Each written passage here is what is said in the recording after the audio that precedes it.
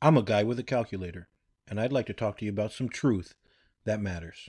Not too long ago, I posted a video about the Yuma Pacific Avenue Athletic Complex. In that interview, I said the cost of the pack is over $2 million. The net revenue is just under $150,000. The total loss is over $1.9 million. I asked some questions. Did city administration intentionally mislead? Is the 2% fund going bankrupt? Why build this project if we have other priorities in the city of Yuma? I pointed out that there are these and so many other unanswered questions. KYMA Local News interviewed me and the city administrator. And I was pleased to hear that the city administrator finally gave us some answers. He told us we have accountants and they've looked into this. He also mentioned that we get audited. Wait a minute. Those two things have absolutely nothing to do with the information presented. Absolutely nothing to do with the fact that city administration presented to council and to the public that somehow the Pacific Avenue Athletic Complex is a financial success? That somehow they failed to mention that we're losing $1.9 million a year on that project? They failed to mention that the promise that the 2% fund was going to somehow pay for this entire project was an absolute disaster? We have accountants? And they've looked into this? What kind of answer was that? Then I remembered. Standard procedure for city administration. Anytime they're asked serious questions about facts that matter, nothing to see here, guys. Move along. Nothing to see here. We've already looked into it. We've had people look into it. There's nothing to see here. Yet no facts whatsoever. It's no wonder that most of the people who watch this video ask me, what can we do about this? Some are angry. Most are frustrated, feeling helpless. So many people in this community know that there's a serious problem with our city administration, but nobody feels like they can do anything about it. In the past, those that have spoken up have been marginalized, have been silenced. This video is a call to action. Are we going to continue to go down this road? Are we going to continue to put projects before people? Are we going to continue to make these serious financial mistakes and then later mislead the public? Individually, we may not be able to do anything about it, but there are people who can.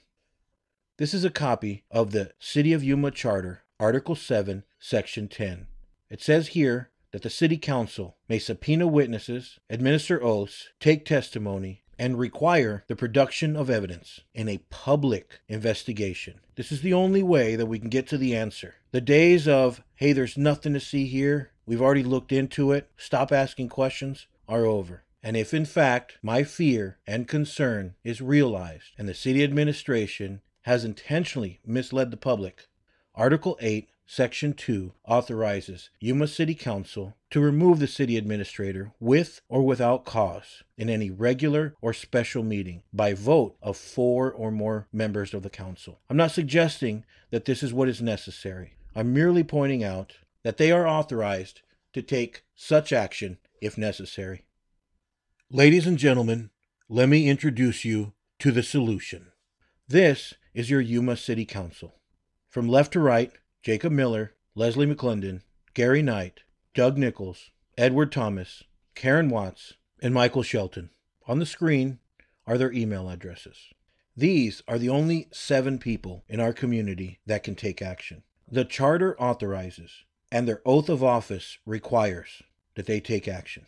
So many people in this community have reached out to me and told me how upset they are with the city. Let me make it clear. It is not the city. The people that you see here are honorable men and women who took an oath to serve the entire community. My concern is that they may have been misled. There may be a pattern of providing information that is incomplete, inaccurate, or altogether misleading. It is difficult for these individuals to make the right choices on very tough decisions when they don't have staff that is providing them adequate information. As I have pointed out in my other videos, city administration is presenting one set of facts. But when those set of facts are scrutinized, they don't hold up. When they are asked direct questions, they provide a nothing to see here answer. They talk about how it's already been looked into and that people just need to stop asking questions. As I have said before, these men and women are the solution. They are not the problem. But they need your help. This is not the type of thing to be taken lightly. and they will not act unless they get an overwhelming response from the community. If you have the same concerns that I do about these and other financial transparency issues, if you, like I am, are concerned about these questions that keep getting asked but are never answered, contact a city council member and let them know you are concerned. Let them know that you support their decision in having a public investigation into these and all of the other financial transparency concerns, and to require city administration to publicly answer these questions. Let them know that it's not time to talk about it, it's not time to deal with it in some closed session, but that you want a public investigation into these matters. Let them know that now is the time to act. We have too many things that are way too important to deal with in this community, and we cannot continue to let this issue and all of the other unanswered questions continue to linger. If you like this video and think that the information is important, please share it. And if you'd like to see more videos about truth that matters, subscribe below.